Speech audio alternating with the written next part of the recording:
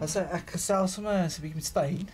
So Stein is deur 'n rowwe tyd. Die man was in 'n ernstige motorfietsongeluk en deur 'n klomp dinge in ICU toe gejaag en geveg vir sy lewe en hom gerisas en uiteindelik moes die dokters besluit om sy een been af te sit en klomp goed deur te gaan en hy was vir lank eintlik in 'n onder 'n gereduseerde koma en toe, toe word jy wakker. Ons was almal so bly toe jy wakker geword het. Kan jy nog enigstens iets onthou van daai eerste 2-3 weke in die ICU? Die laaste week kon ek bietjie onthou, maar toe ek wakker geword het, was ek blind. En ek kon nie praat nie, so ek kon niemand sien nie en dit was vir my baie erg. Ja, ek kan dink. Ja. En toe nog die nuus vir die been en alles daarmee saam. Die been was nie vir my so erg nie, want almal het vir my gesê hulle is bly omdat ek geleef het. Ja. So die been is vir my 'n bysaak. Okay. Hoorie, en nou sedertdien jy's toe nou daar uit en alles mooi gerecover en toe rehab toe, nê? So wat het hulle alles met jou by die rehab gedoen? Die rehab was 'n besige tydjie. Ek het elke dag spraakterapie, fisio en arbeidsterapie gehad. Okay.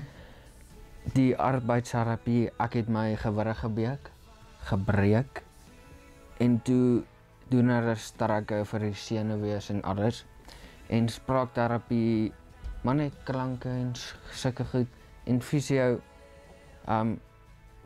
oefeninge vir die been, vir die koor en alles. Okay. Hoorie, en so wat onthou jy van die tyd? Ek weet, daar was baie mense wat jou ondersteun het en goed, so ja, eerste ruk, wat het jou deur dit gedra? Maar net my geloof en ek het elke aand gebid en dat die gevra dat die Here my net deur hierdie tydjie kan vat en my net dat ek positief sal wees en alles. En die rehab se mense was baie, omdat dit sulke mense is wat soortgelyke goed deurgemaak het dit my baie gehelp. Sure.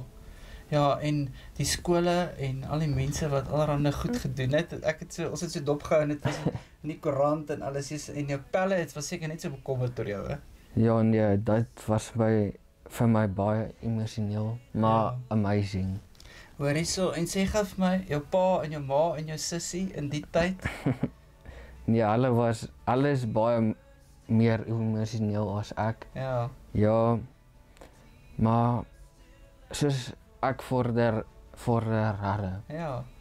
Dis maar, wat een ding net wonderlik is, elke keer as ek by jou kom, is jy kry dit reg om jou kop eintlik net so reg te hou, nê? En voel jy dit is sommer eintlik soos al die goed wat 'n rol speel, maar jy is net iemand wat jou kop reg hou in hierdie hele situasie. Ek het jou nie een keer gesien dat jy moed verloor of dat jy nie positief is nie. Hoe kry jy dit reg?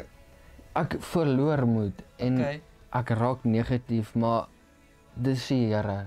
Ek weet nie hoe kry ek dit reg nie, maar dis wonderlik. Hy dra jou. Ja. Hoorie, Steina, ek onthou veral een ding wat my nog opgeval het is dat mense verskriklik baie bloed gaan skenk het, nê, in daai eerste week. Ja. En dit het 'n mens net so dan weer laat besef hoe belangrik is bloedskenk. Ek dink daar eendag was hierso by die bloedskenkie naby ons in hierdie gemeenskap hier by Atterbury, het 110 mense in een dag in 'n ry gaan staan om bloed te skenk. Ja. Wat nou nie noodwendig altyd vir jou direk gegaan het nie, maar net die idee om hoe belangrik is bloedskenk vir mense wat in ongelukke is.